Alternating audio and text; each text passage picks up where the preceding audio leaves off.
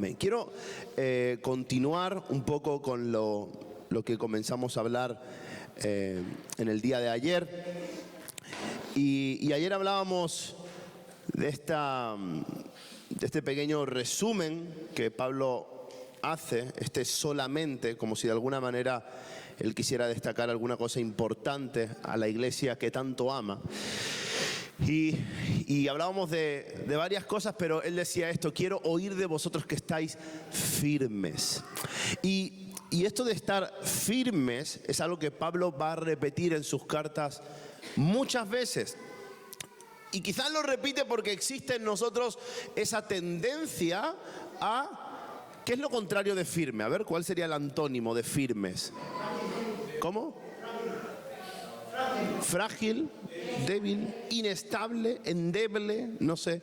Bueno, quizás está esa tendencia en nuestro avanzar, en nuestro andar, a debilitarnos, a desestabilizarnos, ¿no? Si estar firme es estar en una posición, pues estar... Y quizás está esa tendencia en nosotros a desestabilizarnos por las cosas que nos pasan, por las cosas que suceden, por la oposición, como hablábamos ayer, porque hay circunstancias, hay problemas, hay personas que en nuestro deseo de avanzar hacia lo que Dios tiene, a veces se interponen. Y quiero poder continuar en esta idea, pero ahora comenzando leyendo el libro de Efesios, capítulo 6. Es un pasaje muy conocido por todos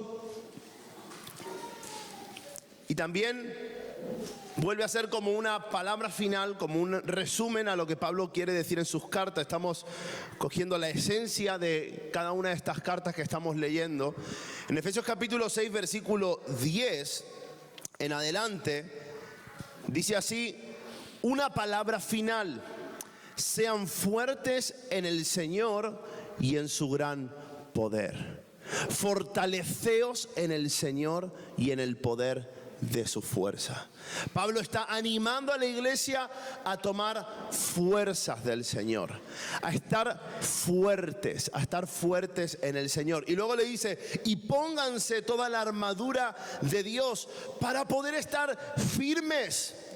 Para poder estar firmes contra todas las estrategias del enemigo. Otra vez esta idea de ante la adversidad, la necesidad y el imperativo de estar firmes, de no dejarnos mover. La Biblia también dice: resistid al diablo. Y aquí Pablo habla de otra realidad, y es de la realidad espiritual. Y obviamente el enemigo, Satanás, usa de estrategias, usa de artimañas para poder frenar a la iglesia. Hay un pasaje importante, y es que cuando Jesús le dice a Pedro, sobre esta roca, sobre esta declaración: yo edificaré mi iglesia y las puertas del Hades no prevalecerán contra ella. Y ese pasaje significa literalmente que el infierno no podrá detener el avance de la iglesia. Muchas veces yo he entendido ese versículo como que nosotros tenemos que pelear contra el infierno de alguna manera, pero lo que el versículo está queriendo decir realmente es que el enemigo no podrá interponerse ante el avance de la iglesia de Jesucristo. Y esto ha ocurrido durante siglos, durante todas las etapas, y sigue ocurriendo ahora. El enemigo y Satanás, dice aquí la Biblia, va a intentar trazar estrategias para afectaros, para detenernos. Pero la Biblia dice: ustedes tienen que estar firmes y tienen que tomar fuerzas del Señor para estar firmes. Y en el versículo 12 dice: porque no luchamos contra enemigos de carne y hueso, sino contra gobernadores malignos y autoridades del mundo invisible, contra fuerzas poderosas de este mundo tenebroso y contra espíritus malignos de los lugares celestiales. Y el versículo 13 dice: por lo tanto, pónganse todas las piezas de la armadura de Dios para poder resistir al enemigo en el tiempo del mal. Hay tiempos de adversidad, tiempos de dificultad, y la Biblia está animándonos a esto, a saber resistir. Y el Señor dice: hay una armadura, hay un equipamiento. Yo no voy a hablar de cada elemento de la armadura, porque seguramente ya has escuchado sermones acerca de esto, pero sí quiero detenerme en una de las cosas que Pablo dice. Para eso vamos a leerlo todo. Dice en el versículo 13, así después de la batalla todavía sigan de pie firmes. Fíjate esta idea de que vas a pelear, vas a pasar tiempos de mal, tiempos de adversidad, tiempos de dificultad. Pero Pablo dice que el resultado sea que al final de la batalla sigas de pie. No importa cómo, quizás venga, estés magullado, estés herido, pero de pie. No perfectos, no siempre al 100%, pero siempre de pie. La Biblia dice, mantengámonos de pie. Y dice,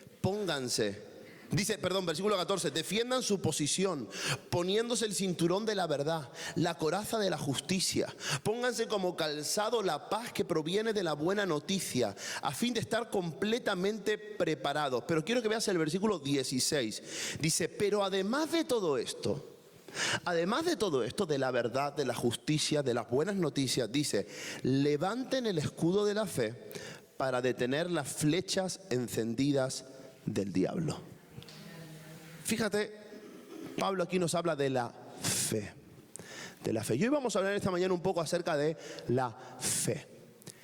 Pero vamos a hablar desde una mirada un poco diferente. Porque normalmente cuando hablamos de la fe, identificamos mal si la fe es un arma. Déjenme hacer esta reflexión. Si la fe es un arma, la mayoría de los creyentes la consideraríamos como un arma para el ataque. Déjame explicarte esto. Por ejemplo, decimos, la oración de fe sanará al enfermo, ¿no? Pedid al Señor con fe. Entonces le decimos, hermanos, tienes que orar con fe porque Dios te puede contestar. ¿No? ¿Sí o no? ¿Esto es verdad o no es verdad? ¿O solo en el sur? No, también aquí, ¿verdad? Entonces creemos, bueno, entonces yo voy a pedir con fe, voy a caminar con fe. Y es como que al accionar fe puedo recibir cosas. Es algo como que yo puedo, es como un arma de acción. Es como para conseguir, para alcanzar, para avanzar. Y todo eso es cierto. Es verdad que por la fe se conquistan las promesas. Es verdad que la fe nos lleva a poseer, a alcanzar y a avanzar. Pero aquí el apóstol Pablo dice, la fe es como un escudo. Y un escudo no es para atacar. A no ser que seas el Capitán América, claro. Un escudo es para defenderse. Lo que me hace pensar en esto, en que mi fe es mi defensa. Y el título de este sermón es este mismo: mi fe, mi defensa. Y que la fe es un arma que Dios nos da para defendernos ante el ataque del enemigo.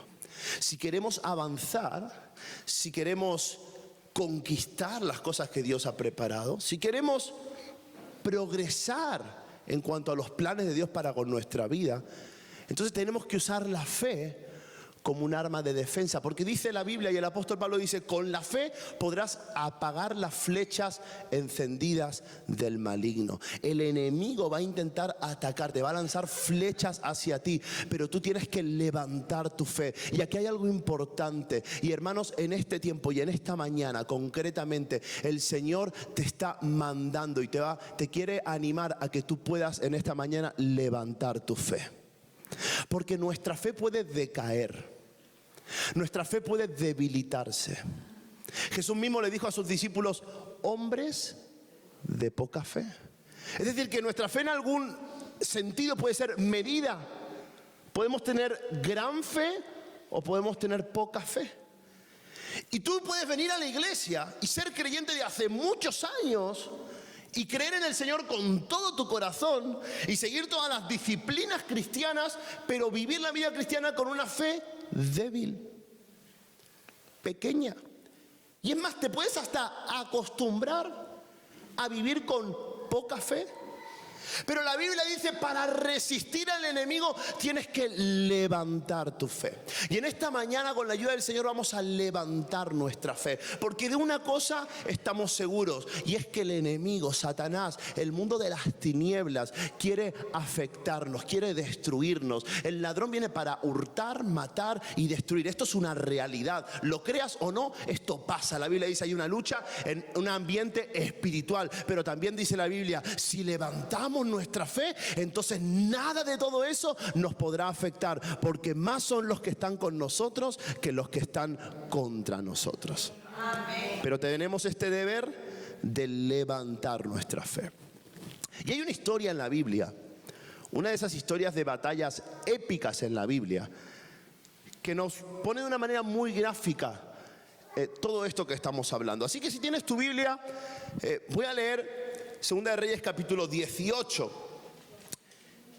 Y como esta batalla se relata en 2 capítulos completos, no vamos a leer los 2 capítulos porque nos tomaría demasiado tiempo, pero vamos a leer las partes más importantes y quizás luego, si te deja curiosidad, pues puedes tomar algún tiempo para leerlo con detenimiento luego en tu habitación o en casa o en la semana.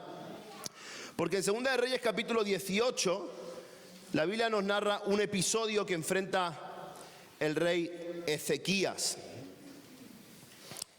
Así que vamos allí.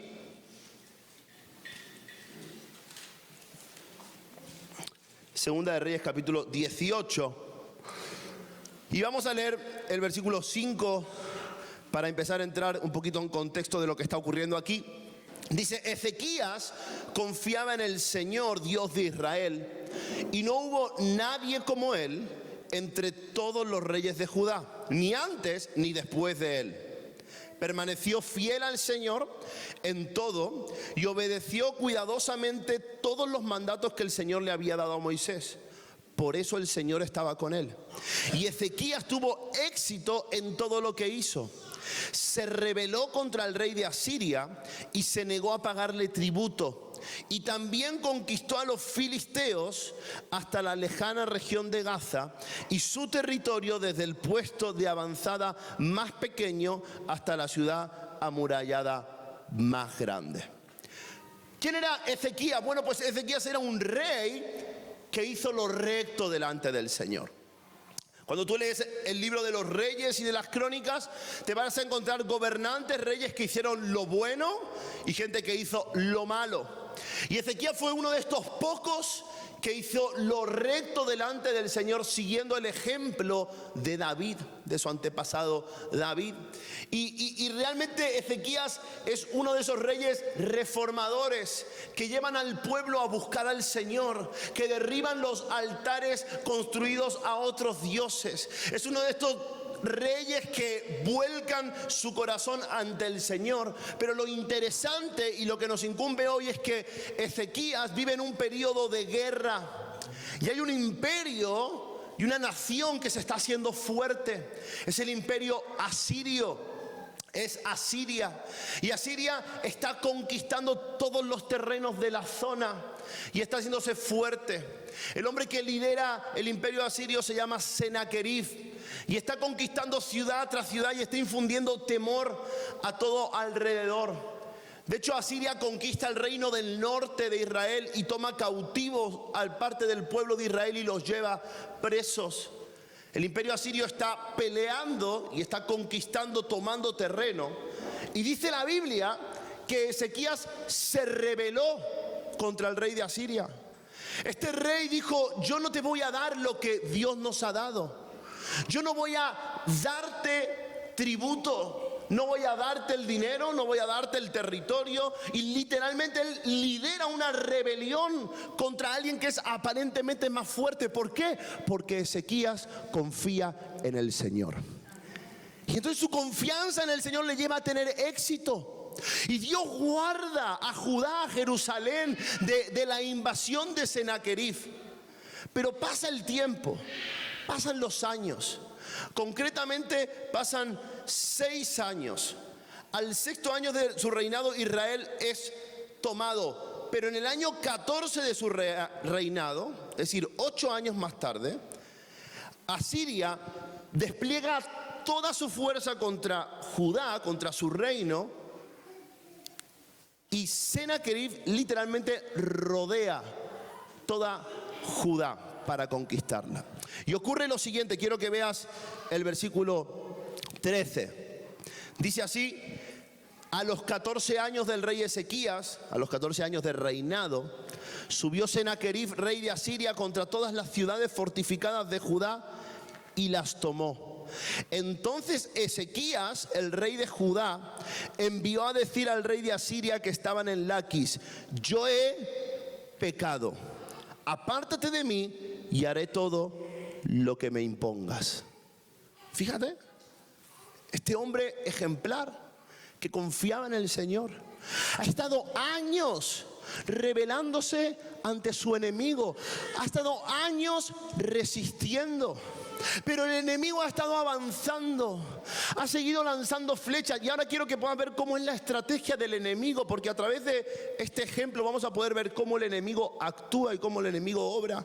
Pero este ataque es tan constante a lo largo de todo el tiempo que cuando pasa el tiempo y Ezequías ve que el enemigo literalmente le pisa los talones, él le dice: me he equivocado, haré todo lo que me pidas. Pero ¿no era que Ezequías confiaba en el Señor? ¿No era él que se había rebelado ante el rey de Asiria? Sí, pero hubo un momento donde le faltó fe, donde su fe disminuyó. Y entonces comenzó a entregar aquello que Dios le había dado. Entonces yo no pongo en duda tu fe.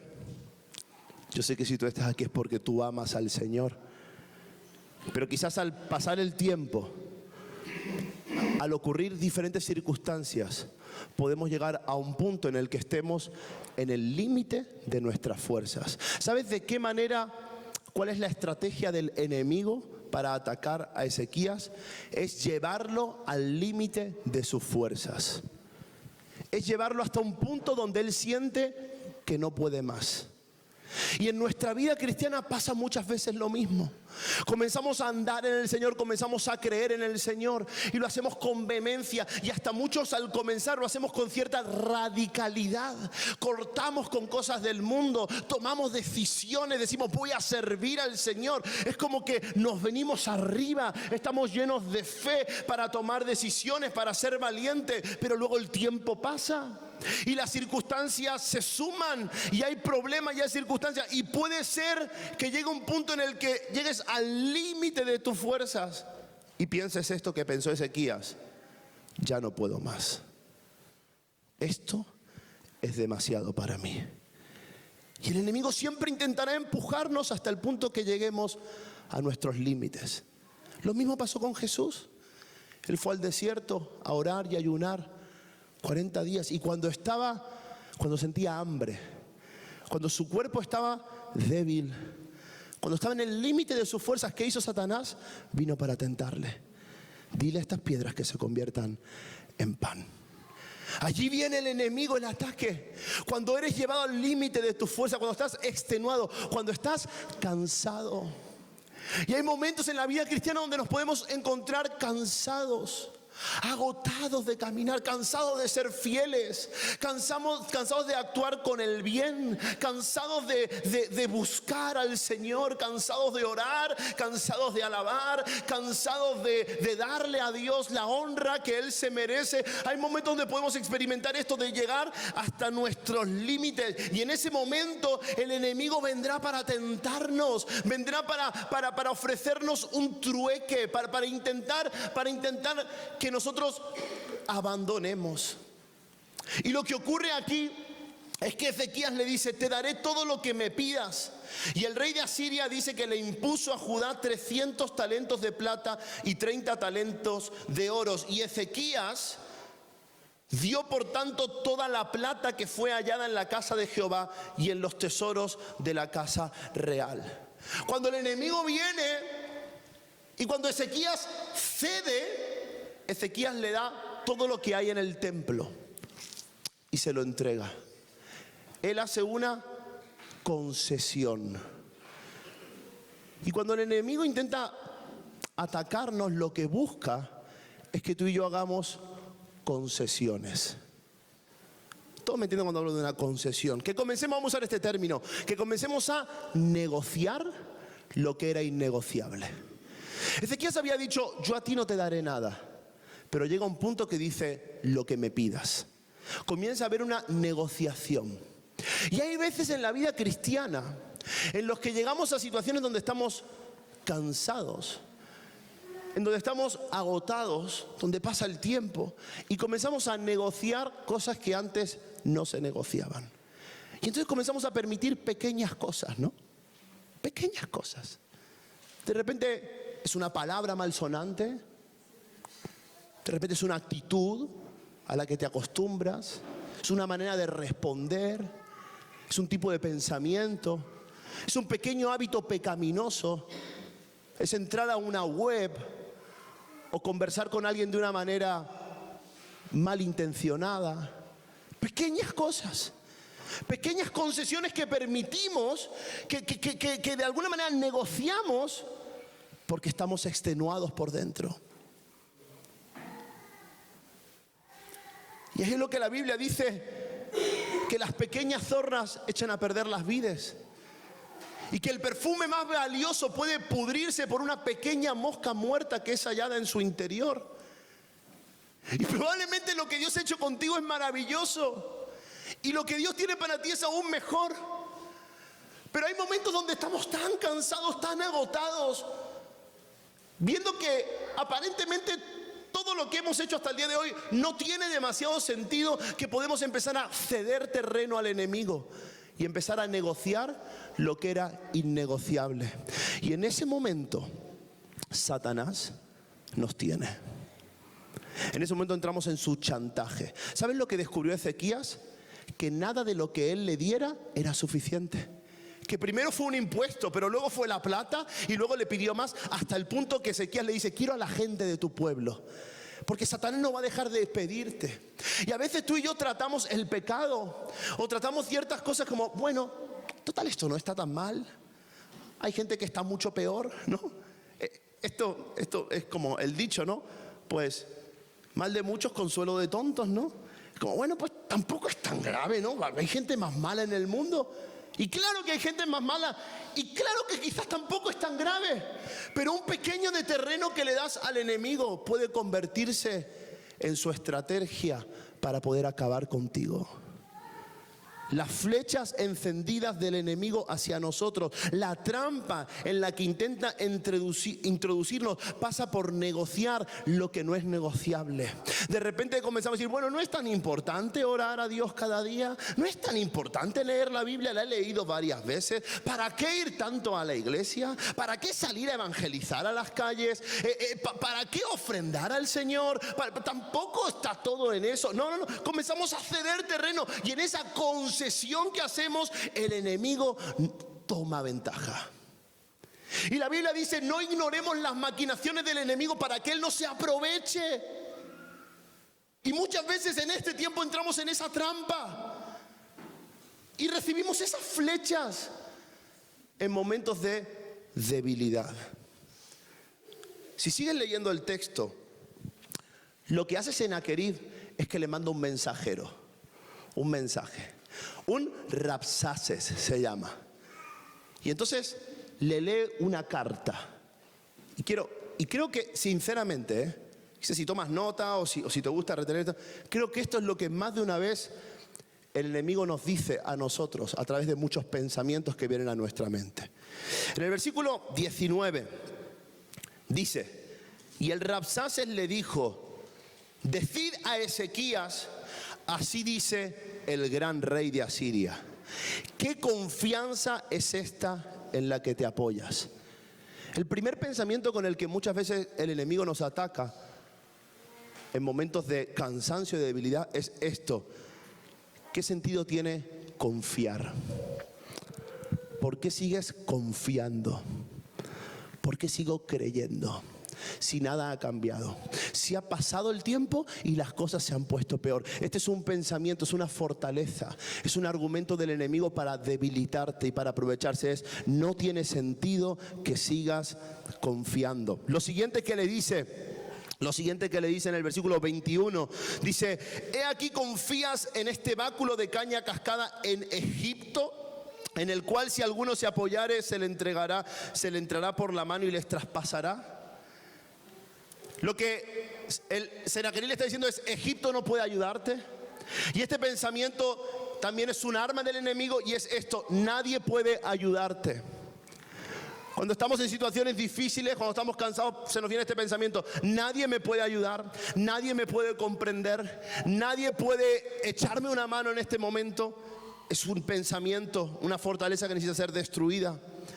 Luego le dice un poquito más adelante, versículo 22: y si ustedes me dicen a mí, nosotros confiamos en Jehová, ¿no es este aquel cuyos lugares altos y altares ha quitado Ezequías?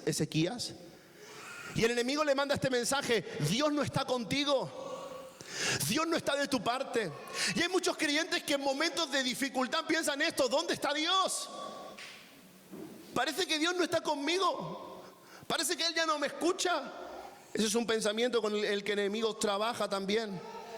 Luego le dice un poco más adelante, le dice en el versículo 24: ¿cómo pues podrás resistir a un capitán, al menor de los siervos de mi Señor, aunque estés confiado en Egipto con sus carros y su gente de caballo? ¿Acaso he venido yo ahora sin Jehová a este lugar para destruirlo? Fíjate, el enemigo le dice: yo vengo de parte de Dios. Y hay muchos que les viene este pensamiento: pues quizás todo lo que me pasa me lo ha enviado el Señor. Quizás el mal que estoy pasando viene de parte de Dios. Pero eso es un pensamiento, es una mentira del enemigo. Dios no tienta a nadie. Ahora, que Dios dispone las cosas para nuestro bien, sí, pero Dios no va a enviar mal sobre ti. Y luego lo último que le dice en este largo texto, le dice: ¿habéis visto lo que ha ocurrido con las otras naciones? Pues así será con vosotros. Y hay un pensamiento que a veces está en nuestra mente, y es este: como ha sido con nosotros, así será conmigo. Es que en mi familia todos se divorcian, a mí me va a pasar lo mismo. Es que en mi familia nadie prospera. Es que todos son alcohólicos. Es que como ha sido con otros, también será conmigo. Un pensamiento del enemigo. Esta carta que le manda Sennacherib, estos mensajes que el enemigo lanza a Ezequías, son flechas que el enemigo sigue lanzando a su pueblo para detener su avance, para que comiencen a ceder ante el ataque del enemigo. Y estas ideas muchas veces están en nuestra mente, y quizás has venido a este lugar con alguno de estos pensamientos dándote vueltas. Quizás has venido pensando: ¿qué sentido tiene todo esto? ¿Realmente vale la pena que mi confianza esté puesta en Dios? Quizás has venido pensando en que nadie puede ayudarte, en que nadie te comprende, o que Dios no está de tu parte, o que eres demasiado débil, que no tienes mucha fuerza, o que todo esto viene de parte de Dios, o que como ha ocurrido con los otros también ocurrirá contigo. Pero hermano, quiero decirte de parte del Señor que ninguno de esos pensamientos vienen de su espíritu, son armas del enemigo. Y la Biblia dice que las armas de nuestras milicias no son carnales, sino poderosas en Dios para la destrucción de fortalezas. Y en esta mañana le vamos a decir a cada una de esas ideas y a cada uno de esos pensamientos que se caen y que se destruyen en el nombre de Jesús. De que ninguna de esas ideas tienen parte ni lugar en la obra de Dios para con nosotros. Porque si el enemigo va a lanzar flechas, entonces yo voy a levantar mi escudo, que es mi fe. Y lo interesante es lo que hace Ezequías a continuación. Porque fíjate, un hombre puede comenzar confiando en el Señor y luego pasar a un tiempo en la que su fe se debilita y ceder terreno al enemigo. Pero la Biblia dice que después de eso, el justo puede volver a levantarse. Y dice la Biblia, si tienes tu Biblia, sería importante que leyeras conmigo en el versículo 36 de Segunda de Reyes 18. Después de que todo el mensaje, dice que el mensajero se puso en el muro para que todos le escucharan, para infundir temor, para infundir miedo. Pero en el versículo 36 dice: pero el pueblo calló y no le respondió palabra, porque había un mandamiento del rey, el cual había dicho: no le respondáis. Ezequías sabe que ha tocado fondo, sabe que se ha equivocado al iniciar una conversación con el enemigo. Al final Lo que el enemigo quiere hacer siempre comienza por empezar conversaciones que no deberíamos haber comenzado, como Eva en el jardín con la serpiente, ¿no? ¿Quién le mandó a hablar con esa serpiente? Todo comienza allí en una conversación, en una seducción, en una trampa en la que el enemigo nos mete. Su estrategia es la misma. Es perro viejo, hace siempre las mismas cosas. Pero nosotros siempre caemos en las mismas trampas. Pero dice aquí Ezequías que cuando escuchó al enemigo, cuando se dio cuenta que estaban siendo atacados, él le dijo al pueblo que nadie responda. Ezequías dice, ahora vamos a levantarnos.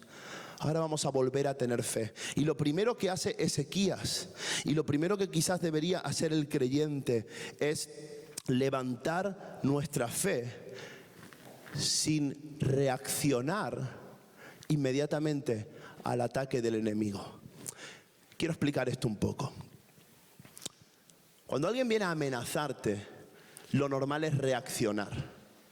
Lo normal es contestar.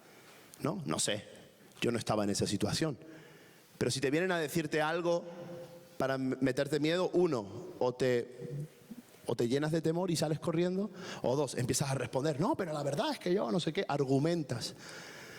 Pero Ezequías hace algo que es muy interesante y es que permaneció en silencio. Y a veces para levantar nuestra fe tenemos que aprender a esperar en Dios, a hacer silencio delante del Señor, a no reaccionar de manera humana, sino a esperar y ver qué dice el Señor. Y quiero decirte esto, hay situaciones en tu vida que estás atravesando ahora, hay situaciones que estás viviendo ahora, en las que tienes que tomar esta decisión. Voy a esperar a ver qué dice el Señor. No voy a reaccionar, no voy a actuar de forma impulsiva, sino que voy a esperar a ver al Señor. Lamentaciones 3:26 dice, bueno es esperar en silencio la salvación de nuestro Dios. Hay mucha gente que siente que su fe se ha debilitado y no sabe cómo reponerse y no sabe cómo levantarse, porque sienten que no tienen fuerza, que están demasiado cansados. Pero ¿sabes qué? Para poder empezar a levantar el escudo de la fe, tenemos que pensar en la fe que nos ha traído hasta aquí. Quiero que puedas ver esto, mira. Quizás no tienes la confianza suficiente para superar la situación que estás viviendo ahora. Quizás estás demasiado agotado, demasiado débil. Pero lo que estás pasando ahora no elimina todo lo que Dios ha hecho por ti antes. ¿Me entiendes? ¿Verdad o no? Por ejemplo, yo ahora puedo estar en una situación difícil que no sé cómo enfrentarla, pero eso no quita la verdad de que yo creo que Jesús me ha salvado. Yo creo que Él me ha perdonado. ¿No? ¿Sí o no? Eso es fe. Yo tengo fe en eso. Que no tenga la fe para enfrentar esta situación no significa que yo no tenga fe en todo lo que Jesús ha hecho. Y a veces para poder levantarnos en fe tenemos que pensar en la fe que nos ha traído hasta aquí. En la fe que nos ha traído hasta este momento. En el momento en el que tuvimos un encuentro con Dios.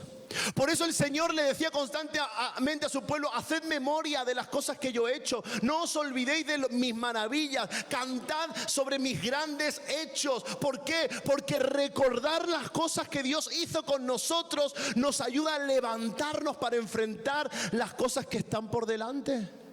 Y mucha gente siente que no tiene fuerzas para levantarse, que no puede continuar, que esta situación es demasiado difícil. Pero todo empieza por pensar en la fidelidad del Señor.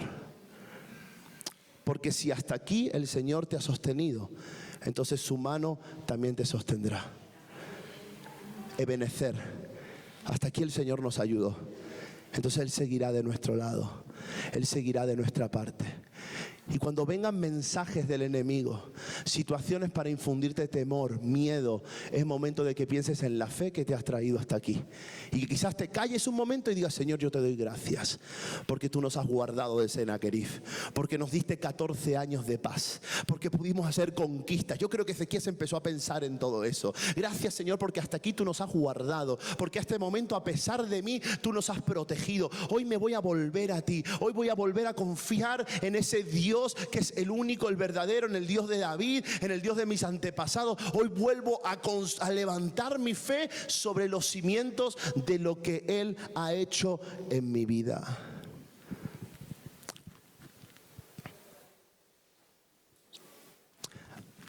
Es otro tema, pero aquí entra el punto de la duda. Hay momentos donde tenemos dudas, donde no sabemos qué hacer. Me gusta definir la duda de una manera.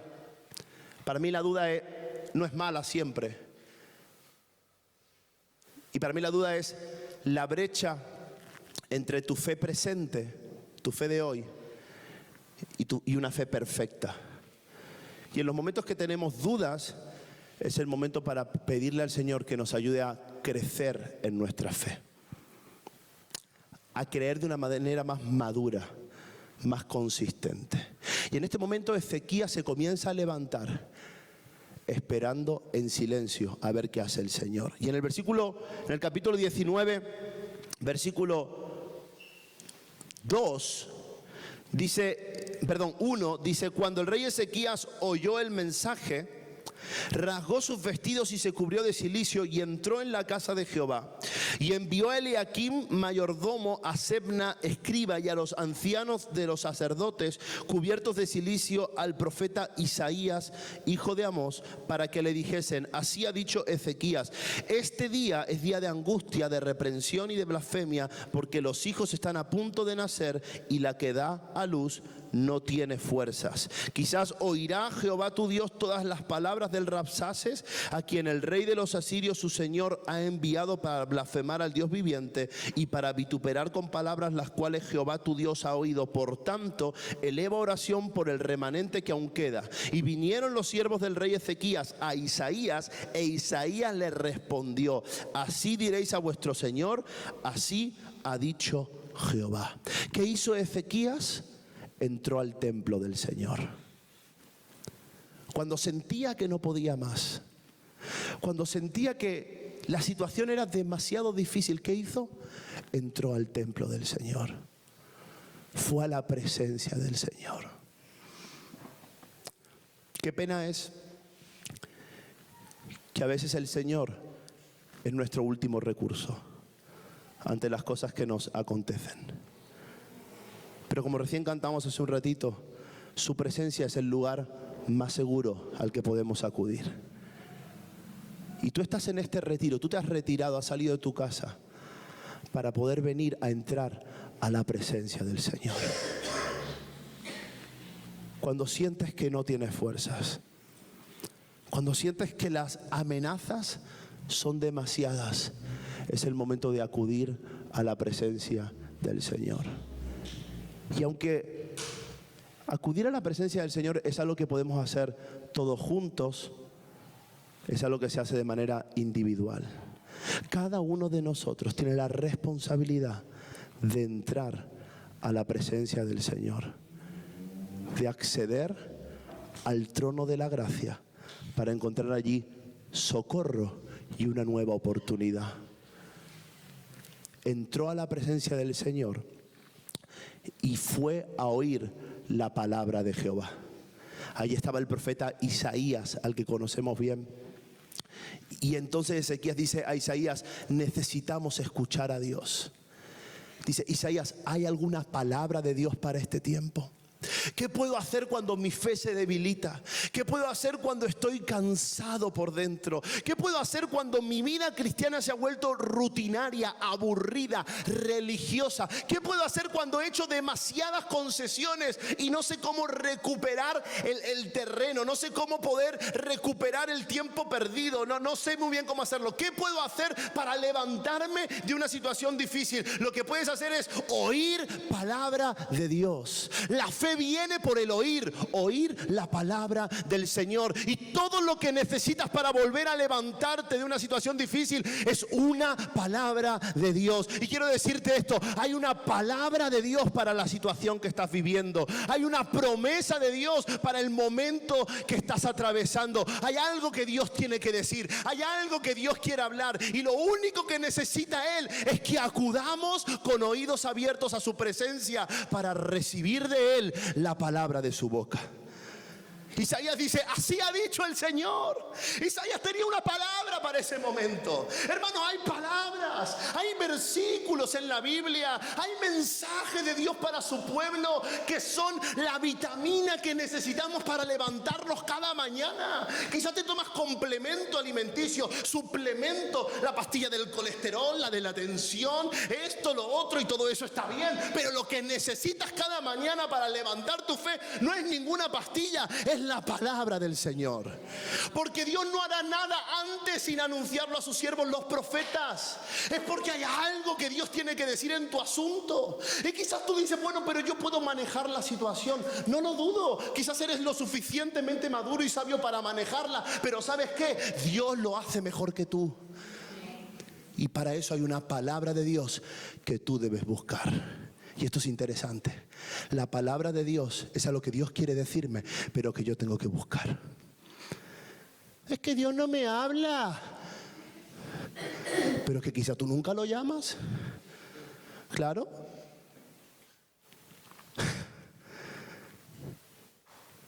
Es que Dios no responde. Bueno, ¿cuánto oras?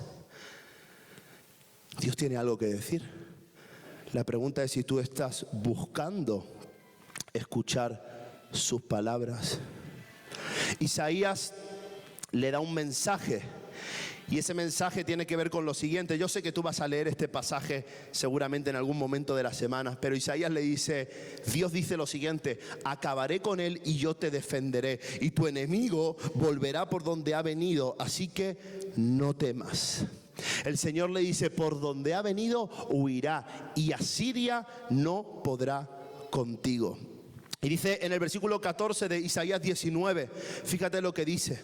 Y tomó Ezequías las cartas de mano de los embajadores, y después que las hubo leído, fue a la casa de Jehová y las extendió Ezequías delante de Jehová. Y oró Ezequías delante de Jehová diciendo, Jehová Dios de Israel, que moras entre los querubines, solo tú eres Dios de todos los reinos de la tierra.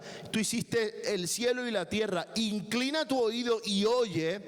Abre, oh Jehová, tus ojos y mira y oye las palabras de Sennacherib, que ha enviado a blasfemar al Dios viviente. Ezequías tiene las cartas en su mano. Lo siento.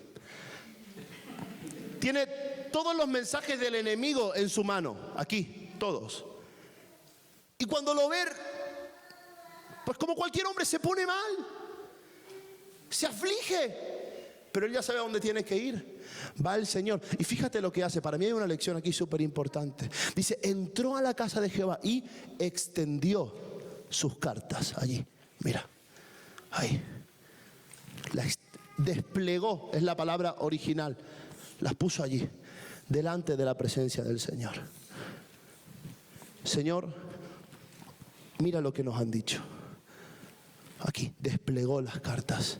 Señor, mira, aquí dice que nos convertamos en sus siervos, que les demos nuestros tesoros, que se lleven a nuestros hombres de guerra. Todo esto, Señor, abre tus ojos, abre tu oído, haz algo, Señor. Entró a la casa del Señor y desplegó sus cartas. Y creo que nuestra fe comienza a levantarse cuando vamos al Señor y desplegamos nuestras cartas. Señor, mira mi situación, mira mi familia. Mira a mi hijo, Señor, que está apartado, que no vuelve, que está perdiendo su vida. Señor, te lo entrego. Quizás es lo que el apóstol Pablo dice, echad toda ansiedad sobre el Señor. Señor, mira mi enfermedad, mi salud, mi cuerpo. Mira el cáncer.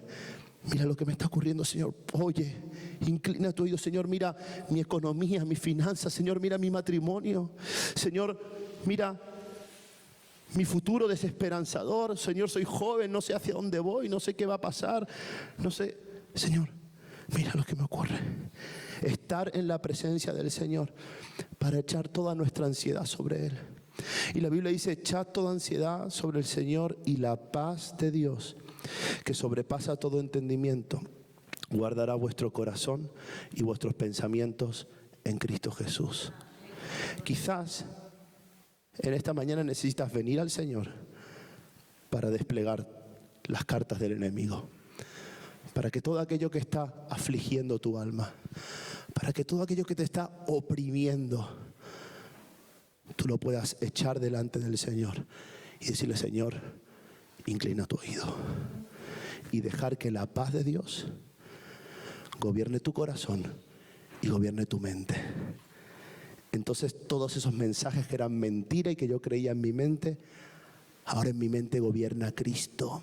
Y nosotros tenemos, dice la Biblia, la mente de Cristo para ver las cosas que nos ocurren desde otra perspectiva. ¿Y sabes cuál es la perspectiva divina desde la cual podemos ver todas nuestras situaciones cuando entregamos nuestra causa al Señor? La perspectiva divina es la siguiente: que Dios gobierna mi vida, que Dios sigue sentado en el trono. Entonces, cuando el enemigo intenta intimidarte, no salgas corriendo. Entra a la presencia del Señor. A veces los propios pastores, hay momentos donde llevamos cargas de una manera humana, natural, y nos cargamos y luchamos con la ansiedad, y se lucha con la depresión y con un montón de situaciones que tú también atraviesas y que tú también pasas, porque necesitamos recordar que nuestra misión es presentarnos delante del Señor para ofrecer todo aquello que nos atribula, que nos agobia, y permitir que la paz de Dios nos gobierne para que nosotros podamos seguir haciendo su obra. Como es contigo, es conmigo, estamos igual. Y nos cuesta lo mismo. Pero Ezequías tuvo que volver al templo para buscar al Señor. Hermano, hermana, quiero decirte esto: vuélvete al Señor en este día. De verdad, vuélvete a Dios. No sigas queriendo manejar las cosas a tu manera.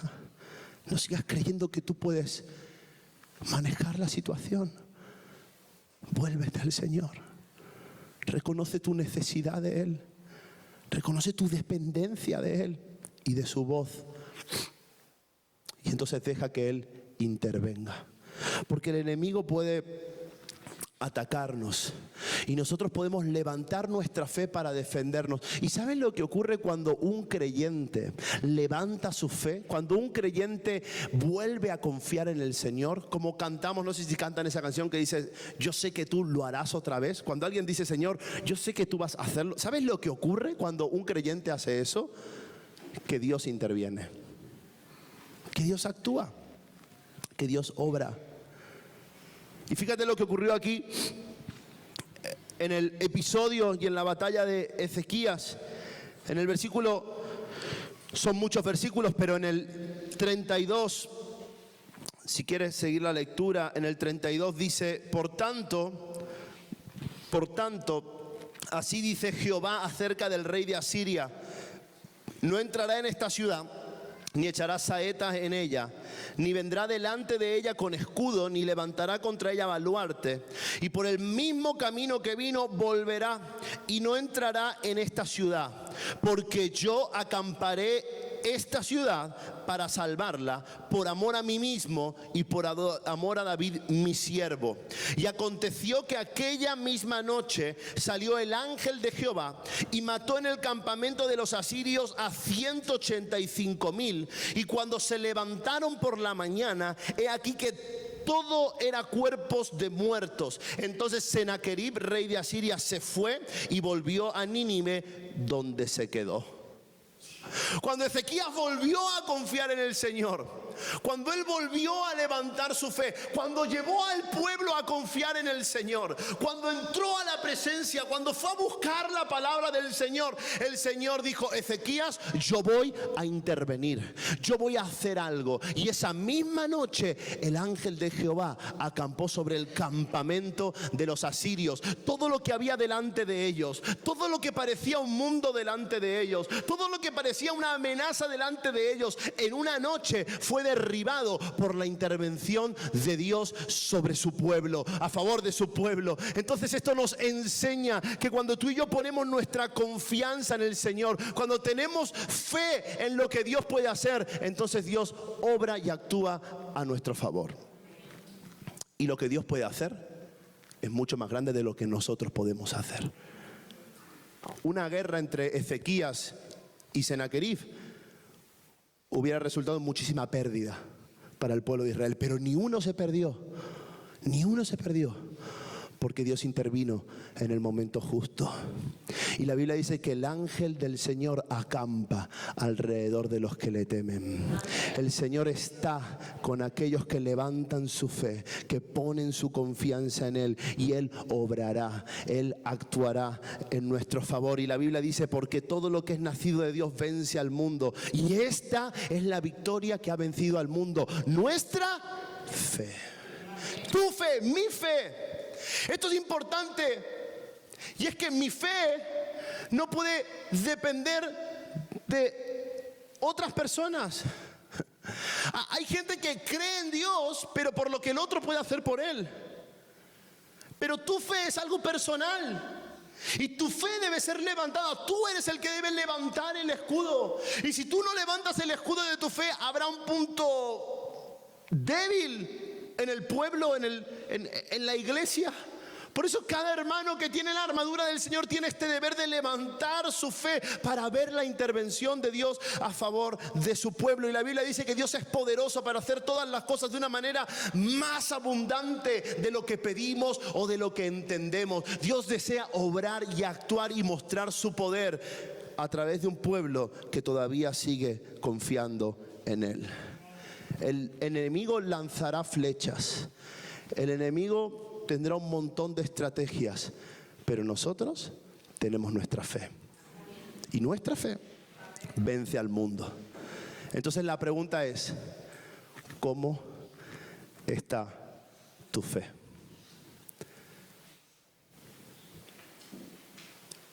Y aquí hay dos maneras de responder a esta pregunta. Una manera es la automática. Bien, mi fe, bien.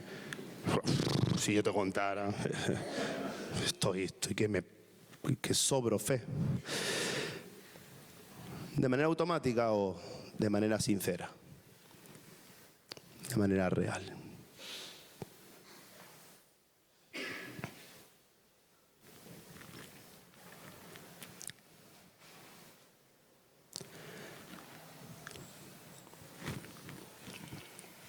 Jesús estaba con sus discípulos antes de ser crucificado. Y al salir del aposento en el que habían compartido la Pascua, los miró y dijo lo siguiente: Satanás os ha pedido para zarandearos. ¿Recuerdas ese texto? ¿Alguien lo recuerda? Cuando dice ha pedido es desea.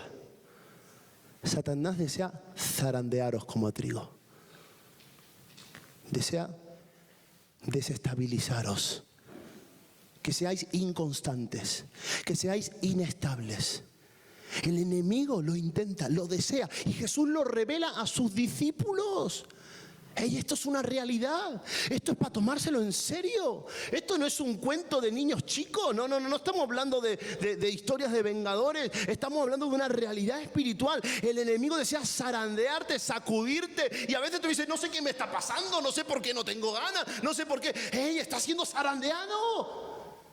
Pero si yo tengo al Señor, claro que sí, pero es que hay un deseo del enemigo de acabar contigo y te va a zarandear a través de muchas situaciones, de una situación emocional, de una situación sentimental, familiar, de salud, de como sea. Va a haber un zarandeo sobre tu vida. Pero Jesús dice, pero yo he rogado para que tu fe no falte.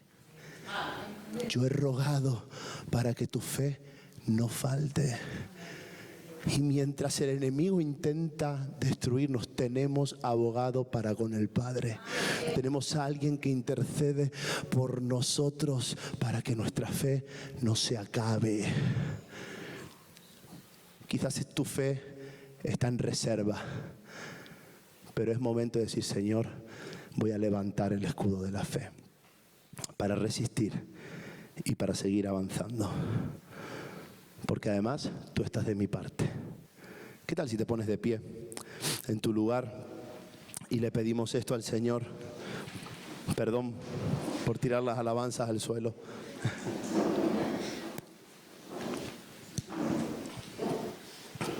Y quiero que podamos orar de manera concreta por algunas cosas, pero en primer lugar, quiero que podamos orar juntos por todos aquellos que de una manera sincera reconocen que su fe se estaba viniendo a menos. Que en estos últimos meses, o quizás en estos últimos años, tu fe no es la misma que era antes.